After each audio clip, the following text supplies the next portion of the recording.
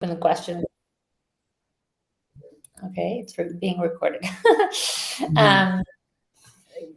Start your presentation, Sam. Then maybe we can do questions afterwards. Sounds great. Well, hello, everyone. First, I want to thank Camila and her team for having me on the World Team's Structures of Success webinar series. I'm really excited about this. I want to speak a little bit today about really how I got to this point in my career and how I built up the business and some of the lessons that I've learned along the way. Also, if you have questions during the talk, like Camila said, you can put them in the chat, or you could raise your hand, whatever works for you. All right, so diving right in. 1 second. Whoops, sorry about that. A few fun facts about me. I love iced tea, so much so that I actually drink it when I exercise. I drink it instead of water when I exercise, which my family finds a bit odd, and it is. It's a bit odd, but I do love it. I also love the color green. The walls of my office are green. I'm often known to wear green, various shades of green. Another factor or thing about myself that my family tends to make fun of me for, but it's just who I am.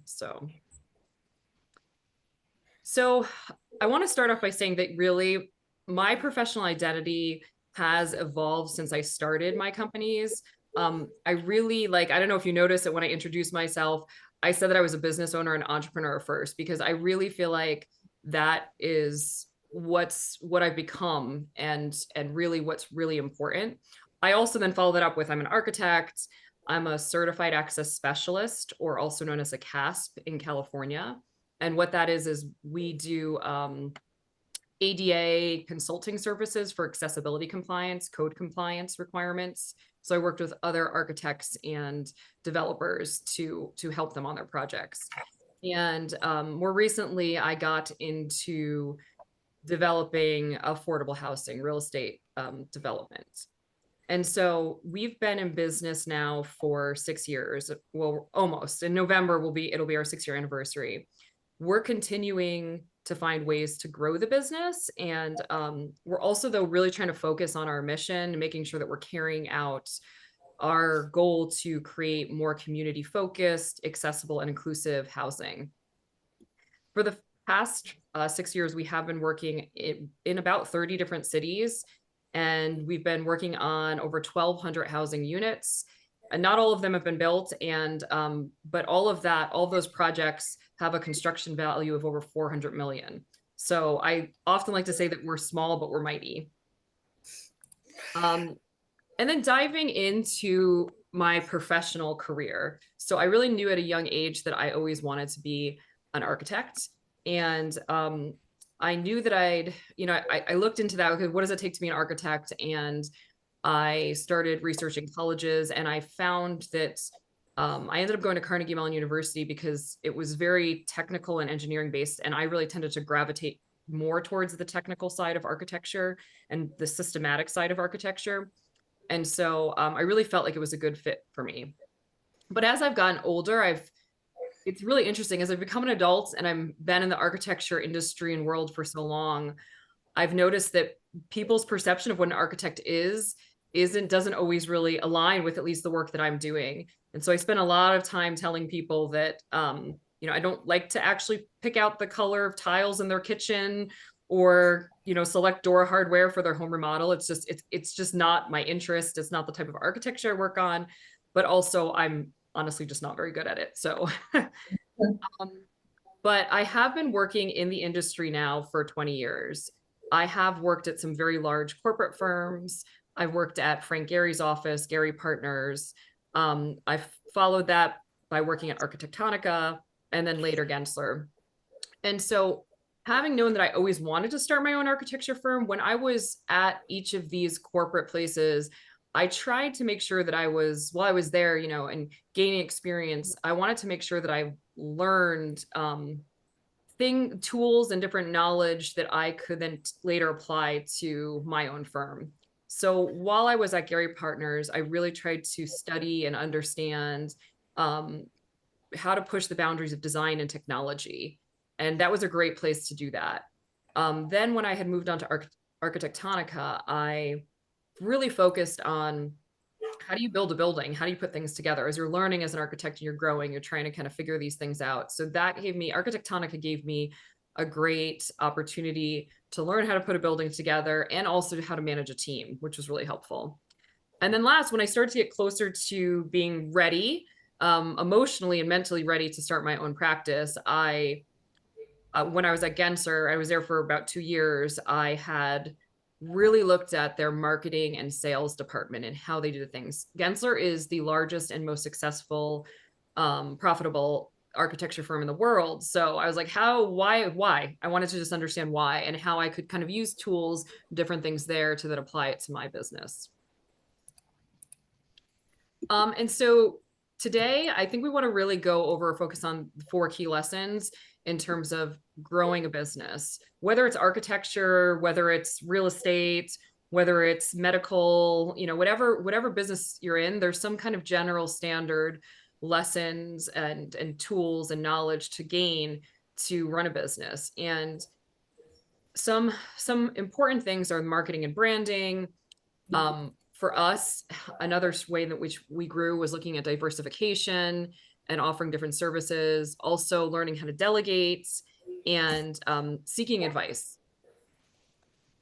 So getting a little bit more into my journey, my personal journey. After being in the corporate world for a while, I did decide that it was time to start my own practice. And I actually remember the moment when I decided to leave Gensler. I was in Spain on a vacation with my husband, just was leisure vacation. And I just had this feeling that I was like, wow, time is fleeting and I've got this one life as far as I know to live. And I've got these goals I want to accomplish. Like the time is now. And so as soon as we got back from that vacation, I quit my 9 to 5 and I just started my own firm. I went in head first. Like I didn't slowly build it up like on the side and do the whole moonlighting thing. And so that's how Design with Skill started. It does sound abrupt, but like I look back and I realized that really it had been almost a decade in the making. I had been planning and learning and accumulating the tools and knowledge, like I mentioned, that I needed to start, basically to just start the business. And, really looking back to when I was at college, I thought afterwards that I was going to be working on some arts and cultural projects. And that was just what I was interested in at the time. And it's really there's a lot of design liberties that go into those projects. And I thought, oh, this is going to be great. So then when I moved out to California, I oh,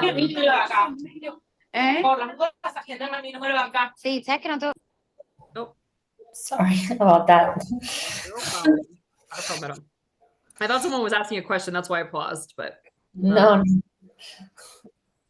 so when I had Yeah, go ahead. Sorry. no problem. So when I had got to Gehry Partners, they're very arts and culture based, and I had worked on a Guggenheim Museum in Abu Dhabi. It was an amazing experience. I loved it. But later on, a few years later, I was actually put on a multifamily tower. It was part of the Brooklyn Nets Arena, which is very cool, very great project. I loved it. But I was really surprised how much I enjoyed multifamily. I had never considered it. And then as my career progressed and I moved from, various companies, I moved from Gehry Partners, then to Architectonica.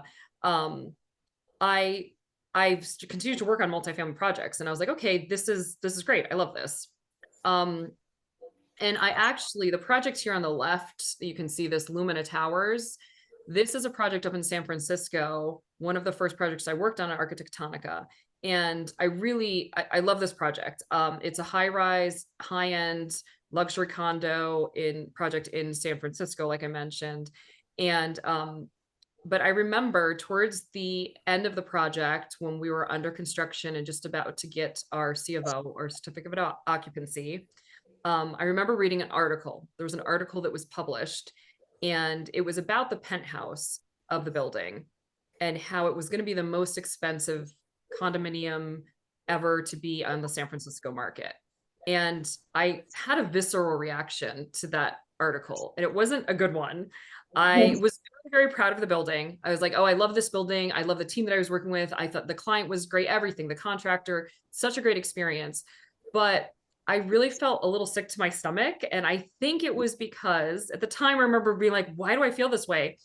And it dawned on me that I had gone into architecture because I really wanted to make a difference in our built environment and do something that helps the masses. And I just felt like I wasn't really doing that here. And so at that point, I decided I needed a change.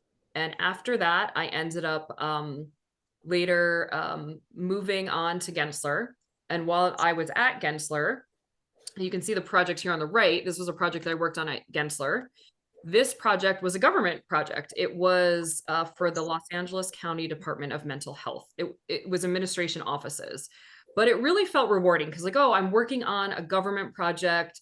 It's to help the masses. It's for the LA County Department of Mental Health. It felt like it just felt very rewarding. But oddly enough, I realized it also didn't quite feel like the right fit. Like it was a little ironic. I was like, wait, I'm finally doing what I thought I wanted to, but it doesn't feel quite right.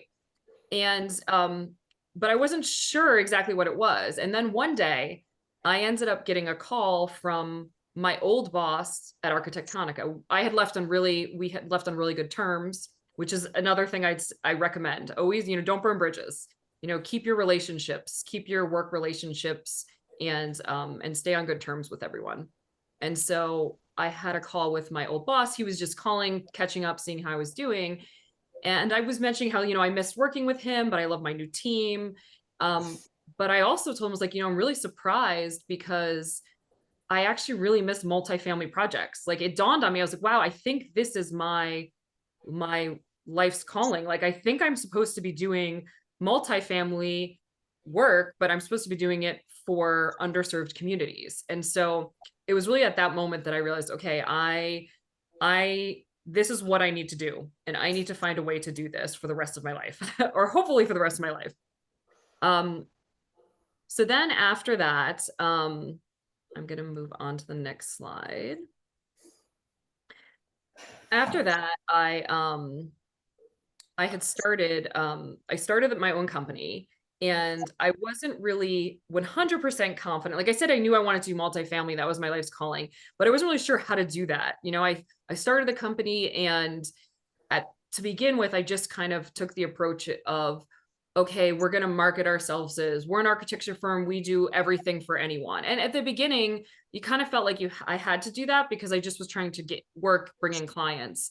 And so I did some small scale home remodels. And I did a few feasibility analysis studies for multifamily properties, but I found that it just wasn't the right fit for me. I couldn't do that much longer. So I started to really look back at my career and say, okay, what tools can I use? Like, what can I use to actually get at the work that I want, get the clients that I want, these multifamily developers. And so I actually started drawing from those past experiences. Specifically, I looked at, when my time at Gensler, we did a lot of networking. And so I was like, I'm going to start going to these networking events. Urban Land Institute, ULI, is a big one. It's a large industry networking group. And so they put on a lot of events. So I started going to those. Crew LA, that's Crew is for real estate professionals, specifically targeted women, but men are also allowed to be part of this. Went to Crew Biz Now. So I went to a few different events, and it was while I was there that I started developing these relationships and started kind of working on my skills to network and talk about my business and talk about what I'm trying to do and try to find other industry professionals that are aligned with me and that are looking to partner, or we're looking for architects to work with them on their projects. And then I actually got my first multifamily client when I went to an RFP pre-bid conference for LA County. And for those of you who don't know what that is, RFP is the request for proposal. It's a public process in order to work on government projects. And so I had gone to this conference, this pre-bid conference, to talk about that project. And I ended up meeting another developer there, and he while we didn't partner on that specific, the public project, he's like, hey, I have this other property. I've been looking for an architect. You sound like you might be a good fit. Let's start. Let's see where this goes. And so it was through that experience, just going to that conference, that I found my first clients. And he took a chance on me. The first project was a small 15 units, micro units. They were 300 square feet each, modular, which is kind of cool, a modular project, modular construction. And we ended up working on that for quite some time. It was great. I really had a great experience with that. But through that and gaining that confidence and kind of figuring out how to market myself and sell myself as a multifamily expert, really helped me to grow the business. As you can see on the screen here, I have two architecture projects that we've since been working on, about 50 units, each of them, condominium and apartments. We also do 100% affordable. And so, as many of you know, the housing crisis in California, and the whole nation for that matter, it's pretty, we have a supply issue. We don't have enough housing. It's making housing very unaffordable. And so there's a lot of laws and a lot of policies and regulation that's happening in order to promote and to encourage affordable housing development. And so we've kind of started learning ourselves about that, and then really positioning ourselves as an expert in affordable housing development. But through that, I mentioned the RFP earlier, and how we had gone to that RFP meeting, and that's how I found my first clients for multifamily. But then it dawned on me, I was like, well, when I was at Gensler, I worked on that government project. That was an RFP. Let me start going after some RFPs myself. And so then I ended up, I do consistently pursue RFP projects, and one that I'm pretty proud of, and that we're continuing to do, another partner, an individual that I found through a ULI event. We've developed a partnership over the years. We actually have been working on ADU affordable housing projects, and we partner with cities, City of Pasadena, West Hollywood, more recently Long Beach, and we work on these programs that allow homeowners or property owners to add an ADU, which stands for accessory dwelling unit, on their property. And through that, they're given a low interest rate loan to build it, as well as help from us to help throughout the whole process, the construction process. And then in exchange, they rent it to a Section 8 voucher holder or a low income tenant. And so it's been really rewarding, and I've loved working with the cities and creating these public-private partnerships. But what I learned through all this is, had I not really drawn from my past experience and looked at what I had, what I did when I was at Gensler, and going through these government processes and attending these networking events, I really wouldn't be where I am today. And so, as I mentioned, some of the public-private partnerships that we've developed with the City of West Hollywood and Pasadena, Long Beach. We've also developed some private partnerships as well with some large firms. AECOM's a very large contractor.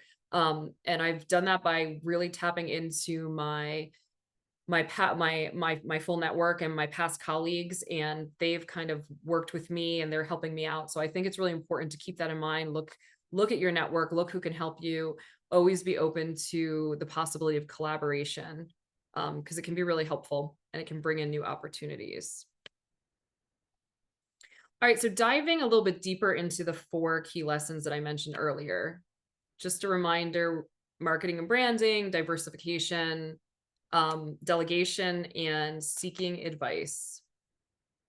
So I think first off, in terms of marketing and branding, really when I started off, I didn't like the idea of investing in marketing. I guess I didn't really understand the value of marketing at the time too. And so, but I knew I needed to do it. And my husband is actually in marketing. So he's like, what do you mean you're not going to market yourself? And I was like, I just feel like, you just talk to people, you get referrals, word of mouth. And he's like, no, you've got to put yourself out there. And so I started trying to educate myself more on how do I do that. And so I first read the book Start With Why by Simon Sinek. And it was extremely inspirational, because it really helped me realize that we need, you need to, especially if you want to have a long-term business, sustainable business, you really need to understand why you're doing it and the message that you're conveying to the world about your business and the value that you're providing. And so that book really helped me kind of define, understand what I was doing and doing it in a very concise and simple way. And that kind of got into branding and marketing as well. So we've been focusing a lot lately on our brand identity. I actually have Camila to thank for this because we're working with World Teams. Both my assistant, Cindy, is from World Teams. And also more recently this month, we've hired Jimena, another wonderful individual who's a marketing expert. And so we're investing more in our marketing, working on our brand identity, and we're starting to really look at different what I'm calling traction channels and or marketing campaigns. And not only are we just looking at developing those, but we're also looking at how they're effective. So how are we measuring them? Are we getting the results that we need? So all of those things, we're kind of doing a full analysis, has been really helpful. And I'm very excited about where things are going.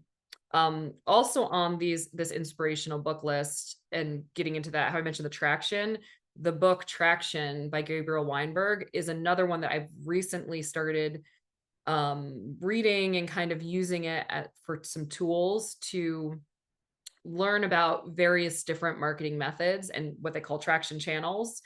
And there's some in there that I had not even considered before. And so, and it's interesting. I really highly recommend, that book, as well as Start With Why. Any of the books that I have listed here, I recommend all of them because they're very helpful in terms of thinking about, your marketing, your brand, how you can actually develop your company and the message that you send. And then, going on from branding and marketing, when I was about a year into the business, I hit a point that I felt like we were just kind of stalled out. And I was like, how do I grow? Like, I just didn't feel really comfortable with it, but I didn't know enough about how can I, get more market share, or how can I grow things? And I looked at a bunch of different things. Now, I've been bootstrapping my business. I don't really feel comfortable taking on a lot of debt or doing a lot of fundraising. So I've decided that was kind of the approach I was going to take. That's not for everybody. And I will say, if you choose to go that way, it's very challenging. Bootstrapping is very difficult, and it can take a long time. But that's what I chose to do. So I was like, okay, well, I don't plan on fundraising or going into debt. So how can I grow in other ways? And I really I looked at different things like franchising at one point. I was like, can I develop a franchise business?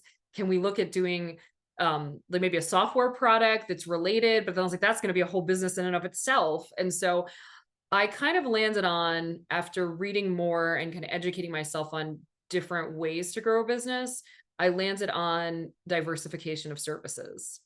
And the way that I did that is, I looked at, okay, well, what do we offer? We currently offer architecture services for multifamily. Then I was like, well, let's start getting more into the affordable housing side of things. So we started offering consulting services as well, that starts getting into applying either code or regulations specific to affordable housing. Also, funding for affordable housing is a bit different than for a private development. And so we started helping and consulting on that as well. We've also consulted, as I mentioned, I'm a certified access specialist. So ADA compliance, the American Disabilities Act, we consult for that as well. And then more recently, real estate development. Now, it all sounds a bit disparate. Like, we've got these different businesses, but they really all work together, and they still meet our mission to bring more community focused and inclusive housing into our environments. So we really, we found that diversification and looking at different services that we can offer has really helped us to grow over the years too. Then after diversification, something that I've really struggled with a lot, and again, I have Camila and World Teams to thank for this, is delegation. So delegation for me it's funny when I worked at the corporate firms, Gehry Partners and Gensler and Architectonica, I didn't have trouble delegating. It felt relatively kind of straightforward and easy. But I realized when you have your own firm, it's different. You feel a different investment. And so I think it took me some time to kind of get comfortable with delegating within my own business, hiring the right people, the right experts. I just mentioned to you guys that we're almost in business for 6 years, and just now we're hiring a marketing expert. So we're a little late to the game, I will say. It really, I do recommend, delegating, hiring the right people, delegating sooner rather than later. It will help you to grow faster if that's your goal, if your goal is to grow faster. So, but I think some of the things I've learned about delegating is really kind of first and foremost, removing my ego. Like you always have this idea that we're going to do it best. And, it's hard. We live in our heads and we see the way that we do things and we have expectations. And I've just learned that I really have to kind of let go of that and let other people, take the reins and let them run with what it is that what their role is, and let them run with it. And my job is to kind of give them a structure or framework to work within to make sure that they're meeting the goals of the company and the mission, but that they can kind of run with things. And I found kind of different small tools along the way. I do, check-ins and stuff, but I like to give people as much autonomy as possible. And what I've learned is when I do that, when I give, staff or people that work with me, partners, when I give them that autonomy, they come up with stuff that much better than what I would come up with. And so I've learned over time that if you delegate and you really focus on, doing it in a way that gives people power and gives people, an investment in the work that they're doing, that you'll get a great result in the end. So, but it's taken me some time. Like I said, it's taken me quite a while. I'm a little bit of I'd say a slow starter in the delegation world. So, and then, last but not least, I had mentioned seeking advice. And so I do want to just wrap up by saying that it's really important to look at your network, to look at people who've been in your life, whether it's professionally or even friends and family, for advice in terms of your business and growth.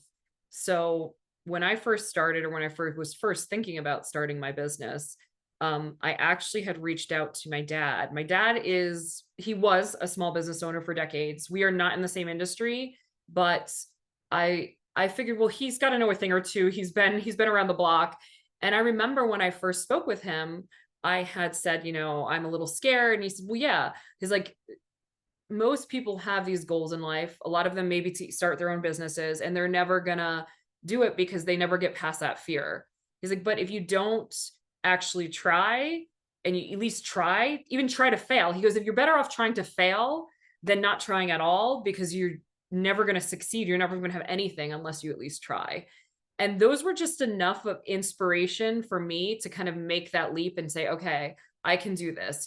He's given me the confidence to be like, you just got to give it a shot. And so I think, you never know where good advice is going to come from. And that's why I wanted to use my dad as an example, because like not even in a related industry, but I was like, well, he's a small business owner. He's got and that was really helpful for me. And then more recently, as I mentioned, we're starting to get into real estate development. I had actually reached out to somebody that I admire, this developer, architect turned developer, Kevin Kavanaugh from Guerrilla Development. And I remember reaching out thinking, oh, he'll never take a call with me. He's too busy. And he was happy to. And we had this great conversation, and he gave me some wonderful tips and advice. And I remember being shocked that he was okay with, just talking with me and kind of, asking me about my experience and then telling a little bit about his. And to me, it was shocking. And then I realized, well, wait, he's a business owner too. Like he's also knows that you never know where a new opportunity may come. And so you've got to be open-minded, and you've got to really think about that as you're communicating with other people in the world and your professional network. And so it kind of dawned on me. I was like, oh, he's doing exactly what I'm trying to do here. And so again, I just really think it's important to keep that in mind, the networking, seeking out advice, even in places where you don't think you may get advice from professional advice. And so that's those are really generally my 4 key lessons and some things that I've learned over these past 6 years. But I wanted to close out with a few quotes. I tried to get as many female quotes in here as possible, just to kind of balance things out a bit. And so my first one with Ruth Bader Ginsburg: fight for those things that you care about, but do in a way that will lead others to join you. And so I think that whole start with why, finding your passion, but then developing those tools to figure out how you're going to get people to follow you. And and also aligning yourself with people that have that same mission. Another big one, Eleanor Roosevelt: never allow a person to tell you no who doesn't have the power to say yes. And so I've learned that one the hard way, because unfortunately there's been a few people that I thought were decision makers and in fact were not. And so I've learned early on, figure out who those decision makers are and focus on those. Don't focus on anyone else, because they're going to say no, but it doesn't really matter, to be honest. And then there's nothing quite so useless as doing with great efficiency something that should not be done at all. Another one I'm guilty of. I very much at times have put forth a lot of effort and energy into the wrong things and the wrong tasks. And I think as you grow business, you will learn that, you start working more on your business and less like in the business itself. And you have to get comfortable with that. And that can take some time. And then Condoleezza Rice: people who end up first don't actually set out to be first. They set out to do something that they love. And I think there's a lot of truth to that. At times we just go out there and we're like, if you're passionate and you really care about something, you're going to try really hard. And if you keep trying and you don't give up, you most likely will get to a really, you'll become successful. But if your goal is just to become successful, it's probably not going to work without that passion and that desire. And then last, I threw in this quote that I've been using more recently. If you choose it wisely, time, it is your greatest gift, but don't squander it on people, work, or activities that don't serve your goals. So really, I think it's really smart to kind of look at the time, how you're using it, and think about if it's really providing value for you and your business. So that's my presentation. I want to thank everybody for coming. I really would love to, open up to questions, or if nobody has any questions, if there was any topics that you kind of just wanted to discuss that resonated with you, I'd be happy to talk more about that. Well, thank you so much, Sam. This was awesome. And, you're such an inspiration.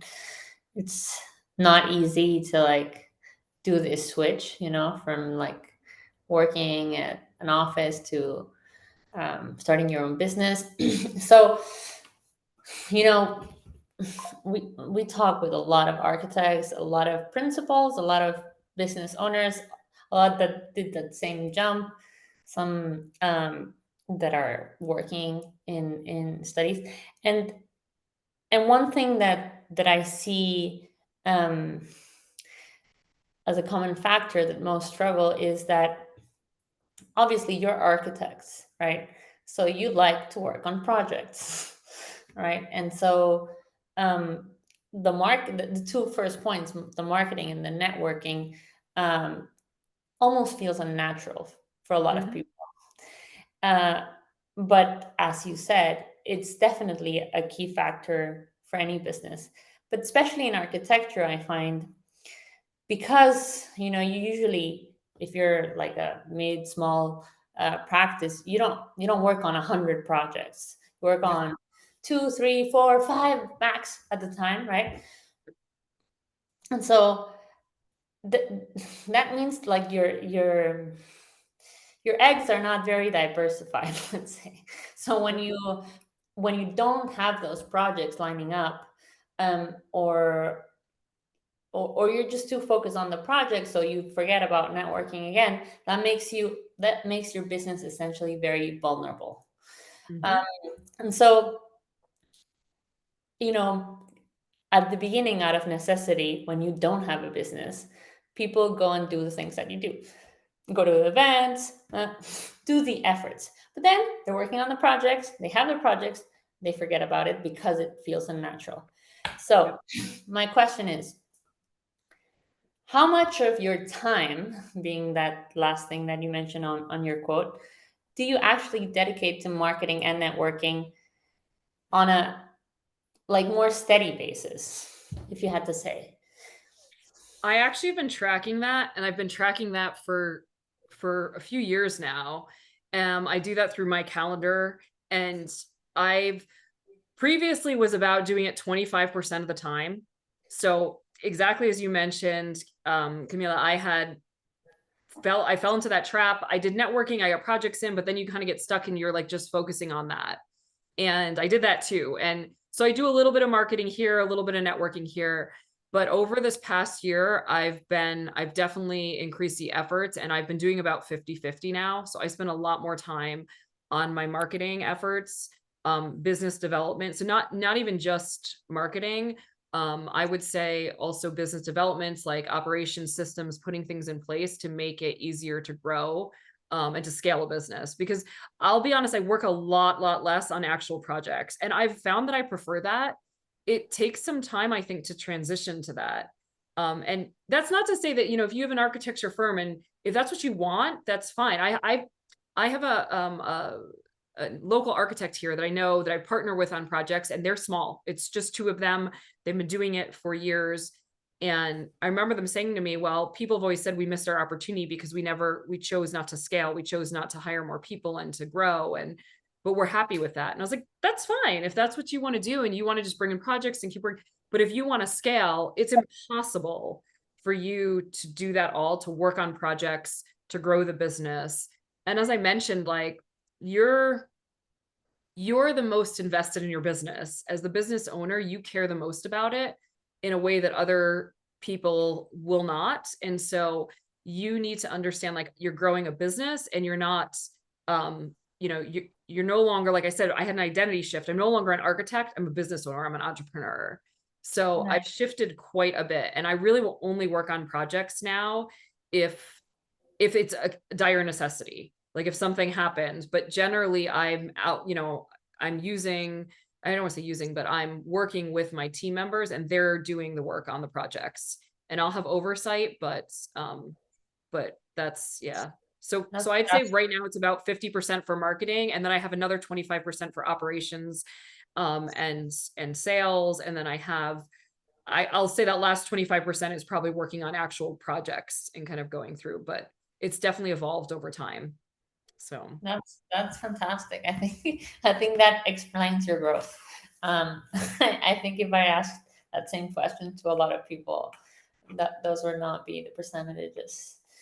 Anyways, it's uncomfortable to make that transition, especially because like you think it's what I learned for me. It's so much wrapped up in identity. Like, it's like my identity was, I'm an architect. This is what I do. I need to be drawing and designing buildings. And then I thought back to when I worked at Frank Gehry's office. He'd come into the office. We'd have to work on Saturdays because that was the day he wasn't traveling or having meetings. And we'd work on design then.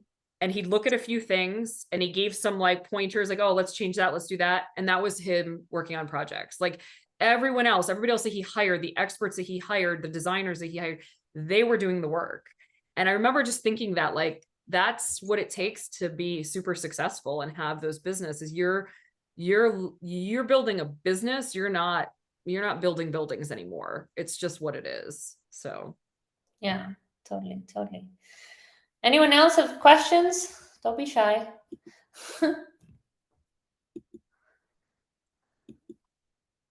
Well, people are shy, I guess. no more questions.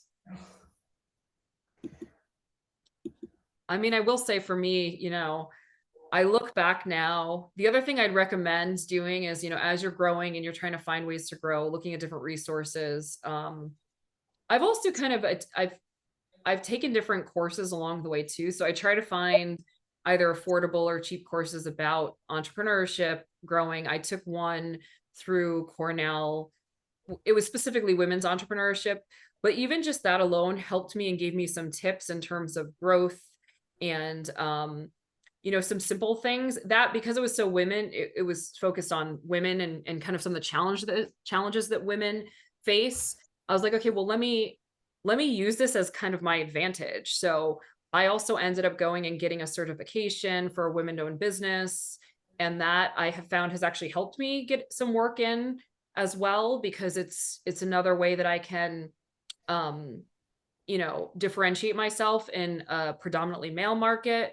So I mean, even finding small things like that, along the way, finding these little nuggets of information, or nuggets of tools that can help you to grow your business and kind of differentiate yourself from others can be helpful. Yes, yes, we've had a lot of clients that either have done it or are super interested in doing it because it opens up doors for sure. Like even some big companies are required to have They minorities are. and so on, and like so that's the a nice little badge to get you into it. Exactly. It's helpful. I mean, and that it's finding out those little things that help. I mean, those are, I'd say, kind of I'd say the extras in terms of growing the business. That's not really the focus of growing your business, but all those little things can kind of help and add up and to bring in more work. But really overall, like I say, you want to really think about that, diversifying the services, delegating is just so key, and hiring people for the various roles. When I first started, I was doing my own bookkeeping. I did hire, when I first started, I had a lawyer. And because I knew, I was like, I can't do that. That's too complicated. I had a lawyer and I had a tax accountant, two things that were just way too complicated. So I hired, and I remember talking to my tax accountant. She's like, okay, well, give me your P&L, give me your balance sheets. Like, let me see everything. And I was like, my what? And she was like, wait, you don't have that? And I was like, well, and I was doing everything myself, all my accounting stuff, and I was doing a horrible job at it. And then she's like, you've got to hire somebody. And so that's when I went out and I hired a bookkeeper, I hired an accountant. And, I think just kind of realizing you don't know what you don't know, and seeking out people who are experts or who do know what you don't know is just going to benefit you long term. But being strategic, another book that I had listed was The Lean Startup by Eric Ries. And that book, I think, is really great because it makes you think about kind of a business and the goal of business in general, no matter what industry you're in. The whole point of a business is it should be profitable at some point. You're trying to add value, but at what point is it no longer a business, or it's just kind of a hobby if you're not making any money? Yeah. All these things you have to consider. So in doing that, thinking about, okay, well, where am I going to put my resources? Where am I going to put my money, my profits to grow things? So being really strategic about it, I think, is important too. I think that's why it's taken me a long time to really invest in marketing. We've been kind of puttering along and doing okay, but now I've realized, well, if I want to go to the next level, I have to invest more. It's just what it is. So we've looked at really kind of restructuring things and putting in resources into different areas to take things to the next level. So Yes, definitely. Yeah, I come from a marketing background, so that came very natural to me.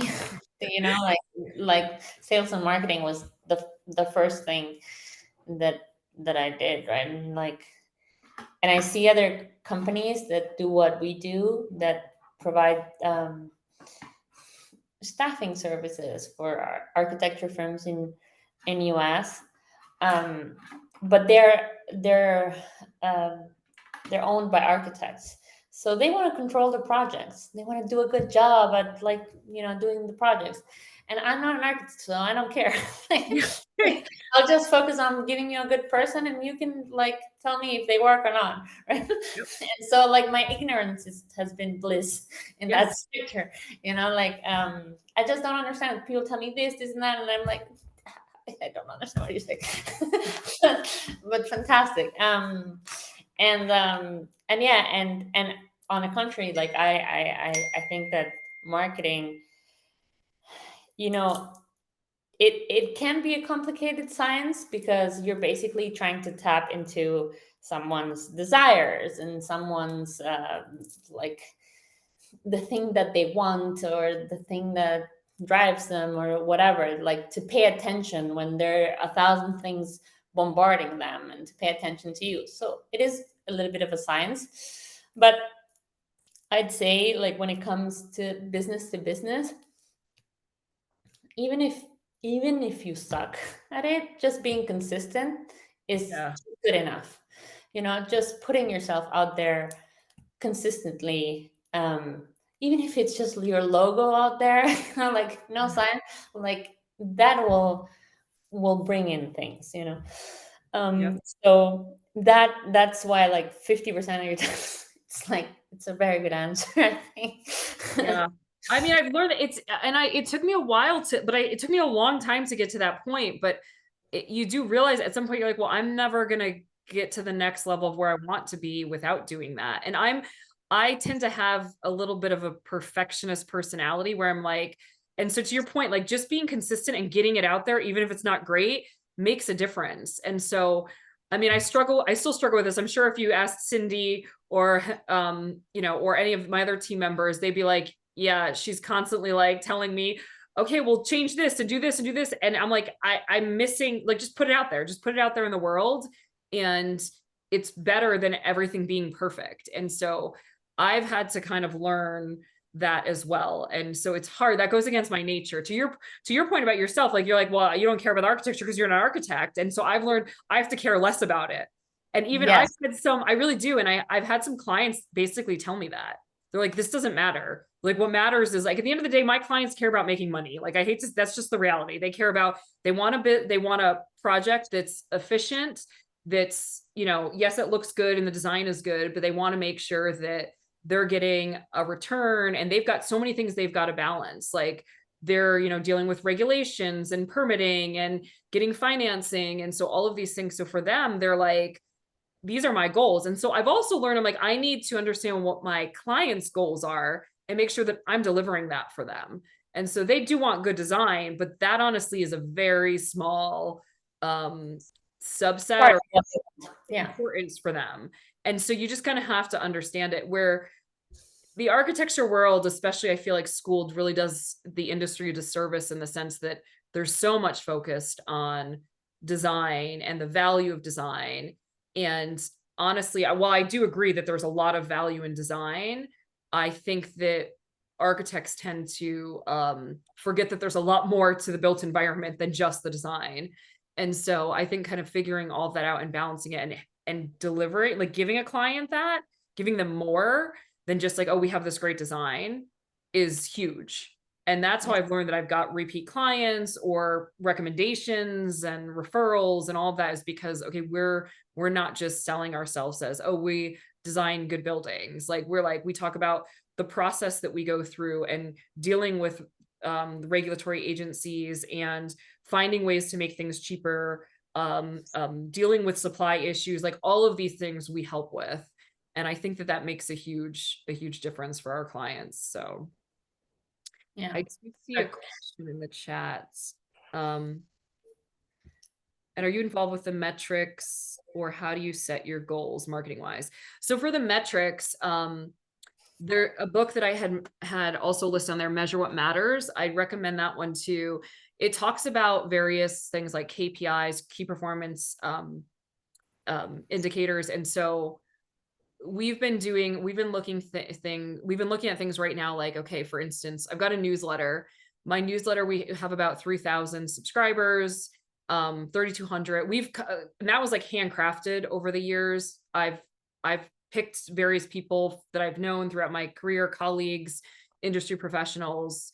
And with the newsletter, we check performance, we check things like, click rates, opens, all that stuff. But then for us, like, that's what I've been measuring. And now that we've hired the marketing expert, we're trying to take it to the next level to see, okay, well, what about like conversion?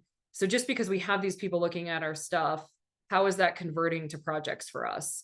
And so we are, like I said, there's various things you can measure, but we're trying to, even at this point, define specific metrics that we're going to start measuring.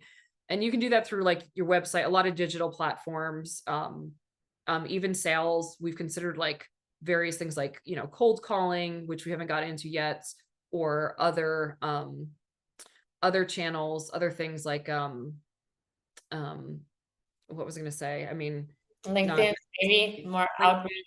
social like media, all of these things. So we're doing, and we're looking at that, and we're going to start measuring them regularly and seeing what the performance, what it indicates, and then also, but not just measuring what's there currently, but giving ourselves goals, like what we're trying to hit and what we're trying to achieve. So Yeah, amazing.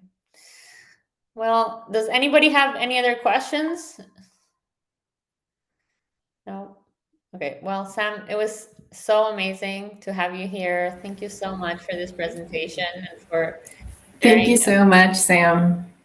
thank you. I really Yes. appreciate it. This was really fun. This was really fun for me. It was a great experience. So thank you all. Yeah, Thank thank you you for so sharing. much.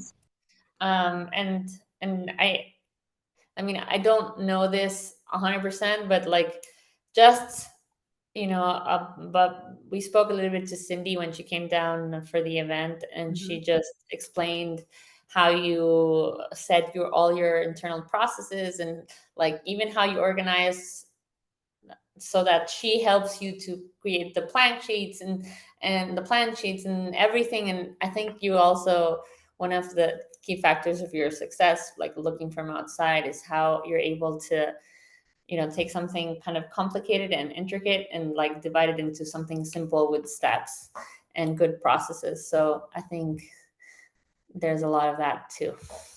Thank you. That's great to hear. It's so nice to hear from outside. You don't know. Like sometimes you're just going along, and you're doing something like, I hope this is working. So that's really great to hear. I appreciate that. Thank you. Yeah, totally. Thank you again.